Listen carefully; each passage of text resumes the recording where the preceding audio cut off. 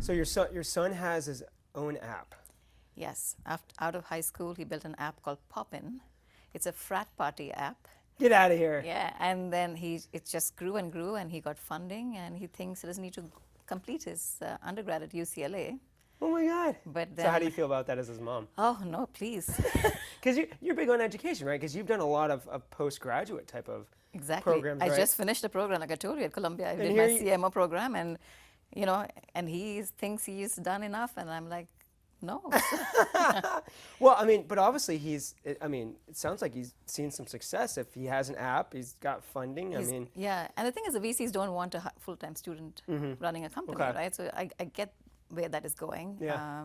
But I've told him, like, you finished half the program, just take 1 class, 2 class, whatever, finish it. Yeah. Yes. Is he pretty close? He's got a year left. Yeah. So that's interesting. So he's getting pressure from his investors to actually drop out and I don't know focus if on the it's a business. pressure, but it's like when he was raising, funds. Obviously, if you say that I'm in school full time, it becomes a little difficult, right? Yeah. So what's he gonna do? Does he know? Oh, this company is flourishing. He's got employees and everything. He's a CEO. Wow. He's bought himself a Tesla. He's flying all over the world. Yes. Oh, you must be proud. I'm proud. Yes, I am. Yeah, Yeah. well- but you always worry about the future, right? So I want to Yeah. make sure that he's got his degree in his hand before. Wow. So what's the next step for his company? Like that you can share publicly, I guess. No, so they launched in 4 universities on the West Coast. Now they're branching out and going across the country. It's a frat party app. Yeah, it's sort of evolved from that to becoming just a party app. So you can find parties in your neighborhood. You can also host a party, and your social network gets to see what you're doing. And Wow. the campus police love it because there is no assault and things like that, because you know everybody who's at the party, right? Or you interesting. know them through something, whatever. So Yeah. there is no assault. So it's a very safe place to have a party. So, Yeah. but people are using it for anything and everything. So big LA promoters use his app for doing things. So Get outta here. yeah, so it's gone beyond. Yeah, it seems like there's applications of it beyond the university. Correct. Right? So that's Correct. incredible. Yeah. Wow. So, yeah. Well, that's- maybe we'll go work for him after all this. Right. So tell me about your role. You're at Couchbase. I'd love to hear more about Couchbase and what it is that you're doing there. Sure. So I've been in marketing for more than like 23 years now. For some reason, always in the partner marketing space. It sort of happened that way. I started with Sun Microsystems, then I went to IBM, and always did partner roles. At Couchbase, I run their global partner marketing. So I'm their VP for partner and alliance marketing. So we have partners who resell, and then there are partners like the cloud providers who are, our solution runs on 3 different clouds, right? So whole different kind of partnerships that we have, and we market to them and market through them and drive pipeline. So that's how we enlarge our footprint. Yeah. And have you always been in a partner role, or have you kind of just evolved and you've ended up in partner? Like what's that journey been like for you? Yeah, so I did my MBA from Boston, and then I was working for a tech company, but then and then we moved back. At that time, I was in the U.S., and then we moved back to India, and Sun Microsystems.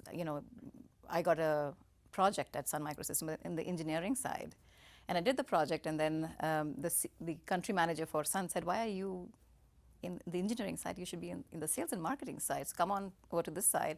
And I started with running alliances for the finance industry. So manage accounts like Polaris and Infosys and Reuters, managing the relationship with Sun, making sure that obviously, they're building more and more Sun hardware and stuff like that. That's how it started. And then I joined IBM, where I ran their 9 software brands. I did partner marketing for across Southeast Asia.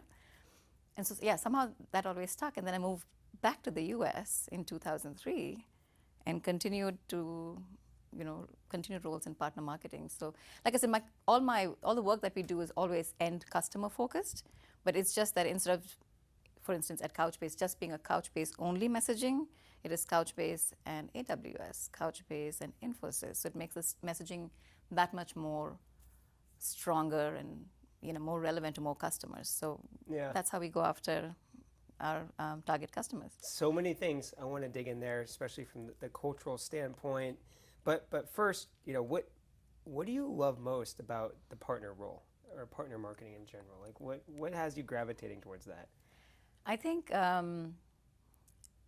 marketing is great fun in itself, but being able to go to market with somebody else where you have to be the evangelist for the partner solution within Couchbase, for instance, and then be the Couchbase evangelist to the partner, right? So it's a bit more, I feel it's a more exciting role. It's not just taking one company's messaging, finding your target persona and going after them, but it's building that whole ecosystem of complementary solutions, and giving a more holistic story to the customer who needs more than just one solution, right? So that I find that really exciting, especially managing those partnerships, the relationships. Everyone has their viewpoint, but being the one who's sort of anchoring it all and taking it forward has been really exciting for me. Yeah, and I'd love to get your take on the cultural differences. I've talked to people in Great Britain, talked to someone from Argentina. I think you're the first guest that's lived in India, lived in the U.S. How has your cultural background influenced what you're doing as a marketer today? I think just having, especially while living in India, looking at, there are so many countries in Asia Pacific, right? So Japan is very different from China, very different from Vietnam. So I think being able to run campaigns in all those markets gave a really good understanding of what works and what doesn't work.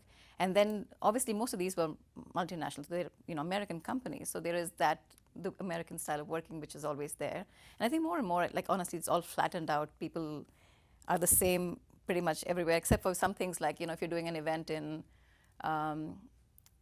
say Middle East, you start it a little later in the day.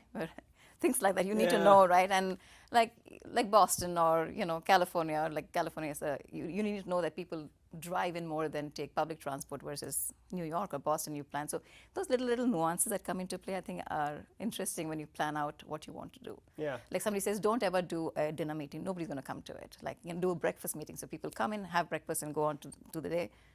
Other cities in the world, they would rather have a good dinner and then meet. So. Well, we're doing a dinner tonight. Exactly. We're getting some people there, and I got to admit, it was I don't want to say a struggle, but we had some people back out last minute, so now we're trying to fill those spots, right? Right. And so I think anybody that's throwing events, especially in the U.S., struggles with that. It's hey, how do I get people to register, and then okay, I got them registered. How do I get them to show up? Right. And that's a struggle I think a lot of marketers are facing. So they say 30%, right, of your reg list is what shows up. Yeah. And then we notice that there are bumps closer to the date of people realize, I am actually free on a Tuesday evening. I can make it to that event. So then that happens too. So what we've seen is like keeping in constant touch with your attendee. Like once in 2-3 days saying, so this is where it's happening. By the way, do you want transportation, something like that. So you keep the communication going so that you don't have too much of a drop off, right? That warm hand holding till the event actually happens. So it's interesting. So I've done it. So for tonight, we're doing our partner marketing executive dinner, which is kind of an ongoing series that we have. It's kind of like the podcast, right? Like I'm moderating tonight. We get a bunch of folks in the room like yourself, and we just say, hey, what's working, not working? Let's talk about the challenges. Right. How are things shifting? And I've done, my team does the recruitment for it.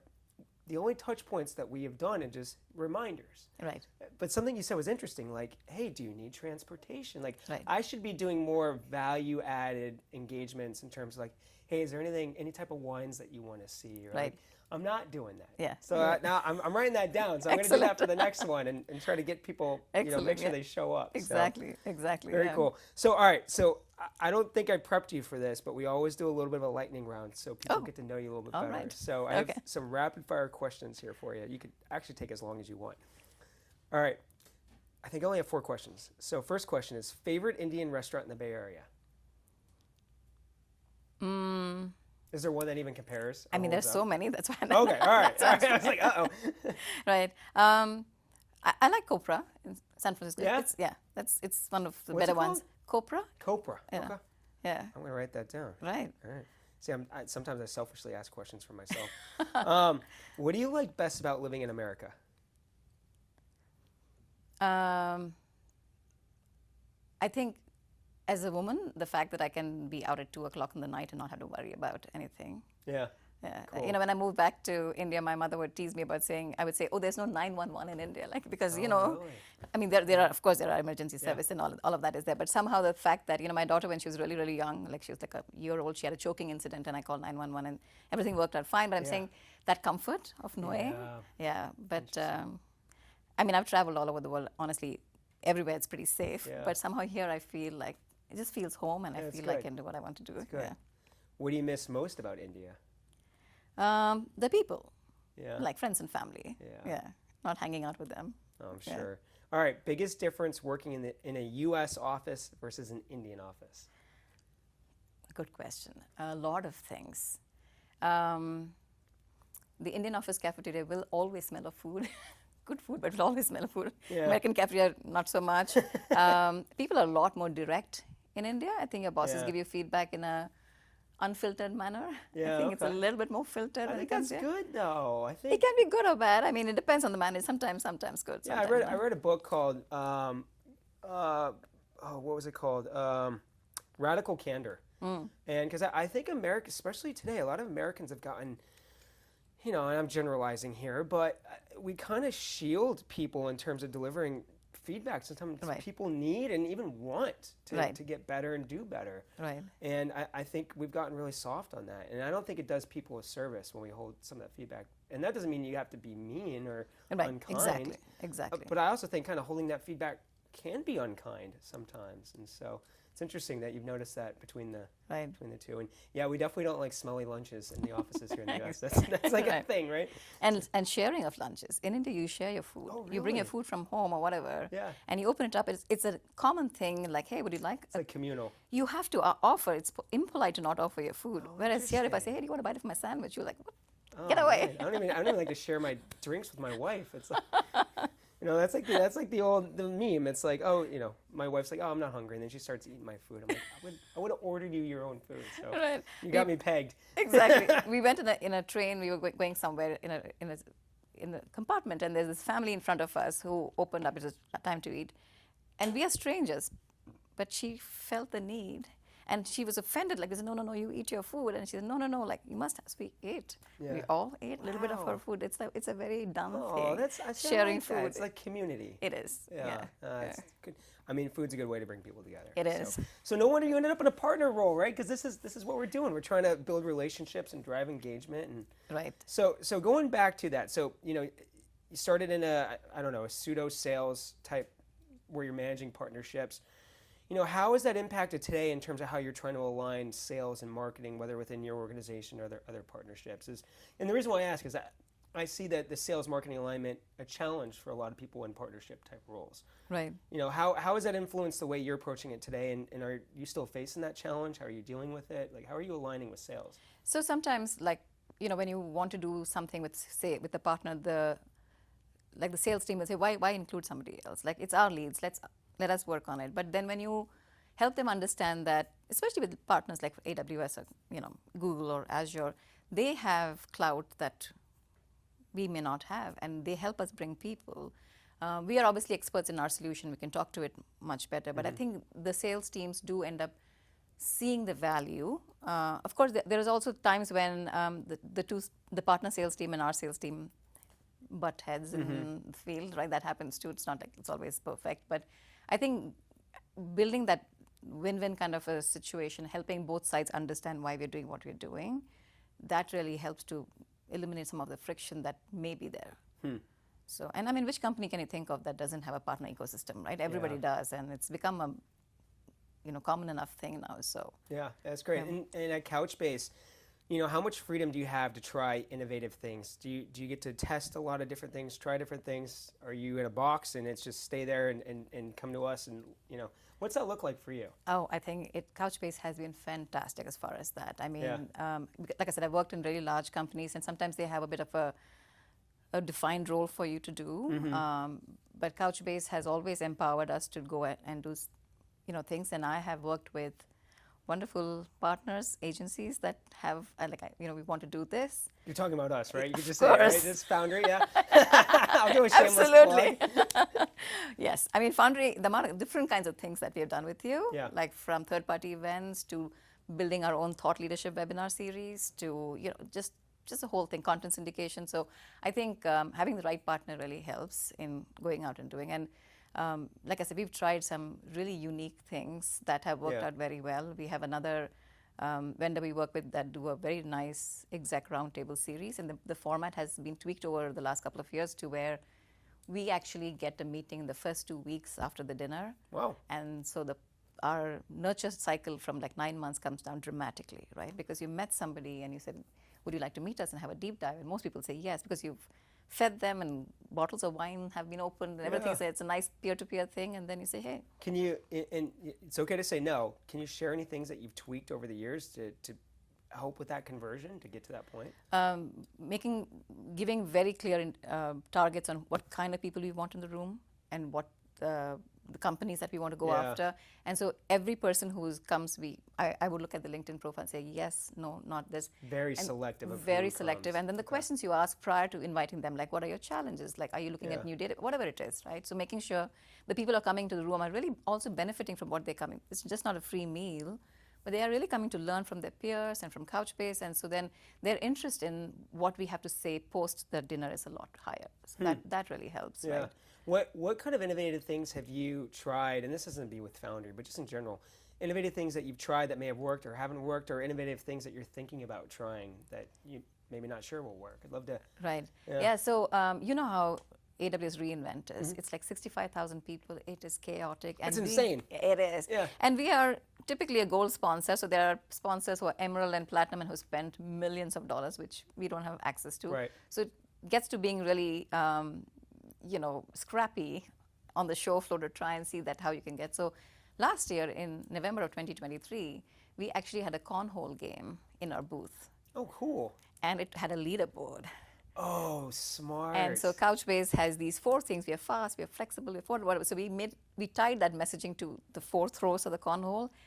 And you won't believe it, Rick, people snaked around other booths to get a chance to play. Oh, cool. And because they were waiting for the turn, we got a good 10 minutes with each of them to say, hey, what are you building? Because they're not leaving their line there. They're stuck there, right? They're stuck there, Man. By the end, it was somebody who threw it in like 3 seconds. And we obviously had a really massive giveaway that the person got. But it was a lot of fun. The whole physical and mental thing of playing like everybody else is doing games that are all, or it's a demo or whatever, right? It's all talking and whatever. This is actually being physical with it. So this year we have our own new thing that we're planning to do. You don't have to give it away on the show. I'm not. I'll look for it. But we're going to crush it. But I love that because it's not, it's not just a ploy to get people in the booth. You're actually tying the game to the message, which I think is cool. Exactly. And then you're also capturing them in such a way that you can talk to them. Exactly. Right? So that's really cool. I love it. And that's what I've found with the partner role. I mean, people in partnerships and partner marketing, I see, tend to be a little bit more risk-taking. Right. And not that they're not in the corporate and field side, but I think oftentimes there's a lot more, I don't want to say, maybe bureaucracy or just process in place that almost restricts what you can and cannot try. Correct. And sometimes I don't see that as much on the partner side, and people can go out and try really cool things. I guess I feel like I have 2 bosses, right? So there's Couchbase marketing, and then there's whichever partner's marketing. And so then I can say, but they want it that way.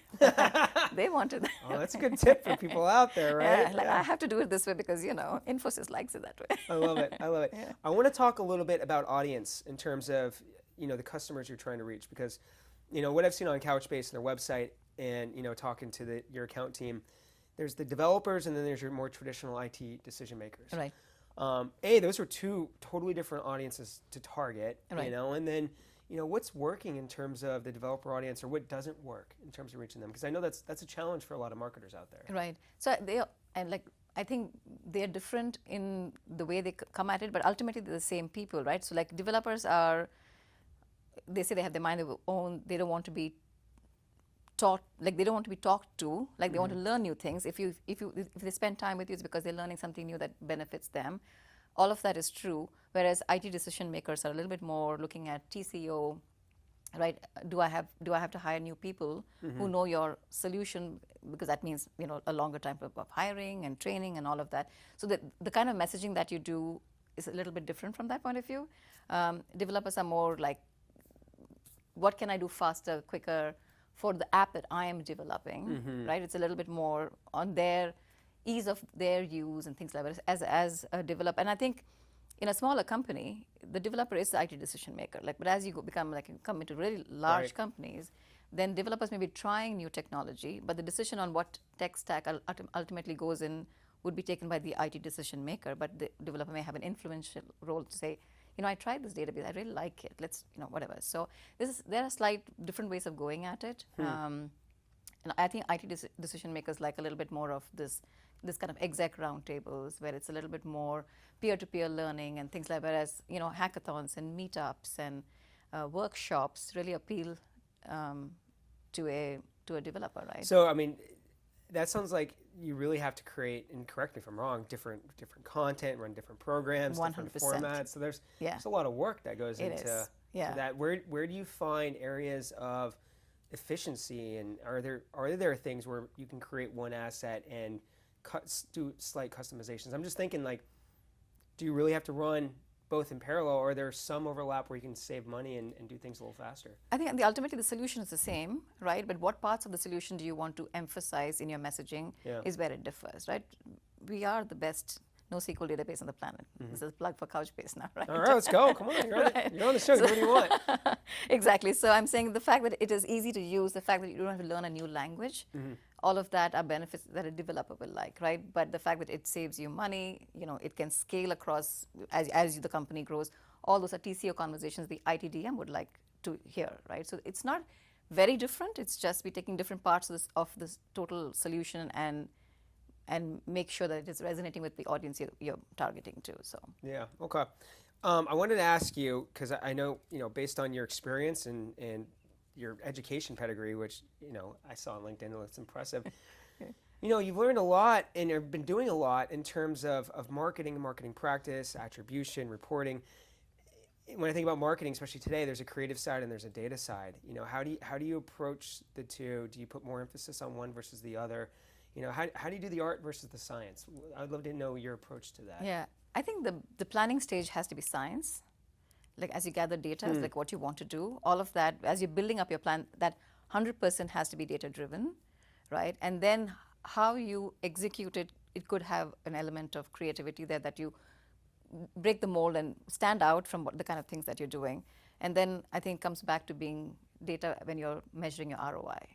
So it's sort of it's sort of anchored by data on either side, but in between is the creativity of you do something really different that makes you show up much better than your competitors. Right? I knew you'd have a good answer for that because, I think for me, I've always kind of struggled to formalize what that looks like, right? And you just you simply, I don't want to call that the art and science sandwich, but you had data, science, data, right? It's data from planning. I'm sorry, data, art, data. I'm getting all confused. Or science. Science, sorry. Science. I'm mixing things up here. Yeah, but you're using data in the planning process, creativity and execution, and then you're going back to data from an analysis standpoint. Exactly. That's really cool. Now, is that easier said than done? Because creativity's, that's where the challenge is, right? Right. It is. I think it is.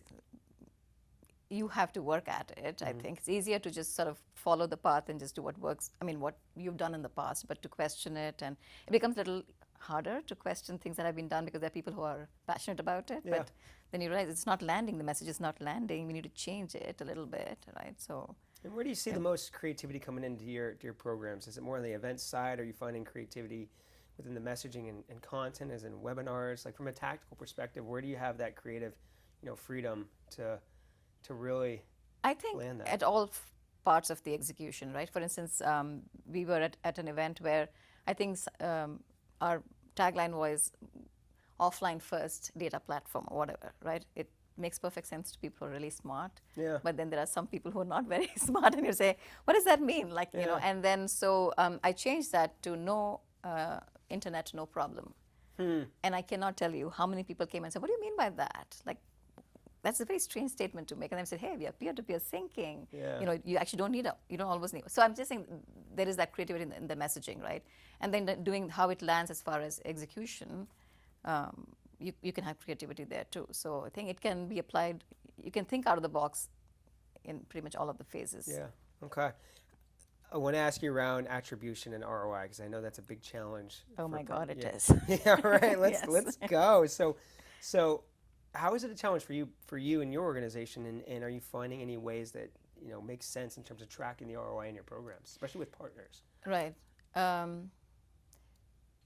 So the way things are, at least at Couchbase, most of, like I said, we take charge as far as the activity with the partner. So it's not truly like they're at the table with us and saying, let's do this, let's do that, because they're a much bigger partner than ours. So we get funding or whatever, and they give us the direction they want to go at, but then we actually build the campaign and deliver it.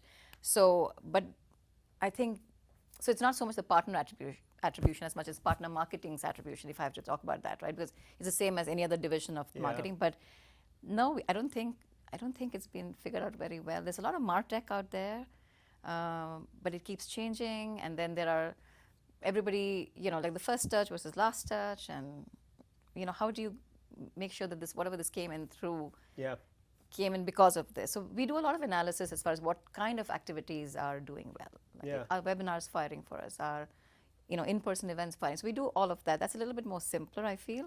But then to know from the time a person got to hear of Couchbase to when they land, because the person changes too, right? Somebody from one company comes, but then the one who ultimately makes the decision is somebody else. It's not the same person. So it could be Jack when it started, but it is Sheila who actually makes. So how do you connect the Sheila to the Jack? It's like it gets a little bit. So we're running the same. I dealt with these same thing today. So, so on this podcast we have a mid-roll spot where we promote some of our research, and people can go download the research. They become a lead, right? So we can tag leads back to this podcast, and those can get tagged opportunities. The partner dinner tonight. It's not a Foundry sales pitch. You'll see it's great. It's a real peer-to-peer discussion. But out of it, we get some meetings and we talk about the partnership, and that can create opportunities too. Right. So I've had leads come from the podcast, and I've had different people on that buying team go to the dinner, but I can only tag to one, the dinner or the podcast, right? And so it's like, but they're big buying teams, Exactly. It's big organizations, and I can only do one tag. Right. So it's like that's hard, I guess I got to play favorites. It's like which one do I want to support more? So the whole industry is just I think struggling with that because it's a long sales cycle, big buying teams, right? And lots of stuff is having influence. And if you just got to mark one thing, last in or first out, or I think that there has to be a better method of doing this, right? So you mentioned MarTech. Are there certain MarTech solutions you're utilizing that you love, or do you think they all just need to get to a better place to really support you on the attribution side, or it could be different from attribution? Any technologies out there that you think are great tools for marketers? Yeah, I'm not on the digital side as much, so we have teams that do it, so I'm not very familiar with it, but I do know, like when I say, hey, what happened to that event? Yeah. What's come out of it or whatever, and then I'm not getting the data I need, so I'm thinking something needs to be fixed on that end, but I'm not very familiar with it myself. Yeah. So. Okay. In terms of like creating strong partnerships, what do you think is the key to a successful partnership in terms of keeping them engaged, right? Because one of the challenges I often hear is a lot of partnerships are just skin deep, right? They're just there on paper. How do you drive really strong engaged partnerships for Couchbase? Yeah, I mean, cliche, right? It has to be a win-win for both sides, right?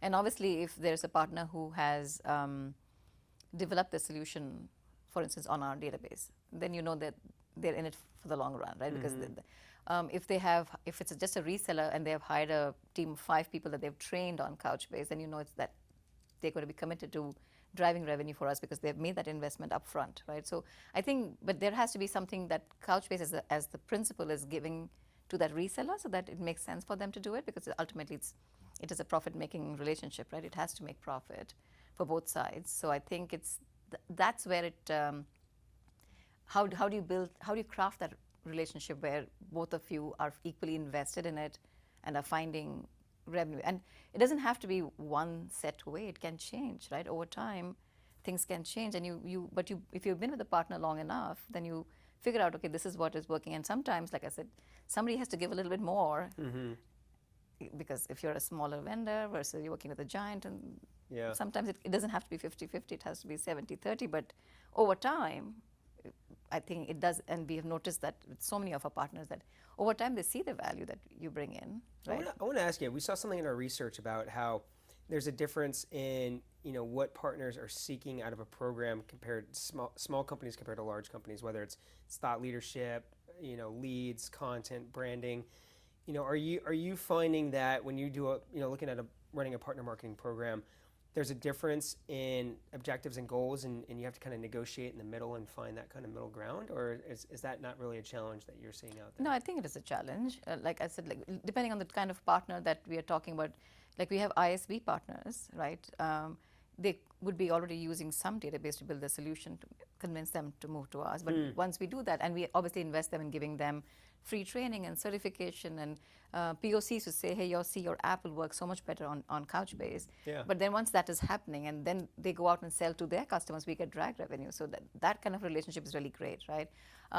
With big GSIs like Infosys and Wipro and Tech Mahindra's the world, they have solutions they offer to their customers. Once again, if that is built with us embedded, right? Their consulting services are around our solution, that becomes a lot better. And then for the cloud partners, it's always been, we have a DBaaS solution now. We are driving consumption for these, for Azure and Google and AWS. Then they find you attractive because you're driving consumption for them. So right? you're really modeling it around that stickiness within Correct. that partnership, and that's what you're building the engagement Exactly. off of. Interesting. Exactly, yeah. Interesting. Well, I thought it'd be fun to end on a positive note, so let's talk about challenges. But just thinking about where we are today, and this could be marketing in general, it could be specific to partnerships. Like, what do you think are the big challenges out there that we really got to figure out? I mean, we talked about attribution, which I don't think we're going to solve tomorrow. Right. Anything else that either you personally are facing, or we're facing as an industry, that you think we really just got to figure out a way to beat this? Right. I mean, so from an industry point of view, if there are economic downturns, there's not much you can do about it. That's always a challenge. But I think I would say from a Couchbase point of view, we've been around for more than 12 years. Awareness is not as high as we would like it to be, because at a trade show, people do come up and they think we are cloud-based, we are cap-based. There's so much happening there, right? In spite of having like 30% of Fortune 100 companies run on us, you have, even if you've never heard of Couchbase, you have used Couchbase. Interesting. And that becomes so frustrating that, when you say, hey, do you know this happened? Yeah, like your LinkedIn runs on Couchbase, your profile. So you have used Couchbase, but you haven't. Everybody's using Couchbase, right? Everybody is, yeah, and for mission critical applications, right? So, I think that, and building awareness is so expensive. Yeah. It costs a lot of money, right? So that is. And so it goes back to attribution too. It can be hard to prove exactly that you're doing it right. Yeah, we would love to sponsor PGA, right? But yeah, interesting. Yeah. All right, so I have one more question for you, and this is a fun one. This is actually positive, but that's just what advice do you want to give people out there? Sorry, I didn't catch you. What advice do you want to give people out there? About what? I can give advice about anything. Whatever you want. This is your closing question. You can give any advice. It could be I want to know how to build an app and get funding. How about that? I think as a marketing person, like I said, I've been doing this for 23 years. I think and I'm not trying to be really nice to you, I really think your partnership with your agencies is critical to your success. And I still have partners, agencies in India that I can call and say, I need this done, get it done. And way past I moved from that job, but we continue to be in touch. And I think that having that network of business partners who are, and here I mean like marketing agencies that can help you achieve your goal, finding good ones and hanging on to them, and learning from each other, I think is, for a marketing person, I think is truly a key to success. No, I love it, because I think relationships matter. Yeah. And I think a lot of successful people I've talked to, like yourself, have really strong personal partnerships that have really helped them in their professional lives, their careers, their companies, getting things done. So, right. So I love it. So that's great advice. Exactly. So, well, Vinita, thank you for coming on. Cheers. Thank you, Rick. I appreciate it. Hanging on to here. Yeah, I love it.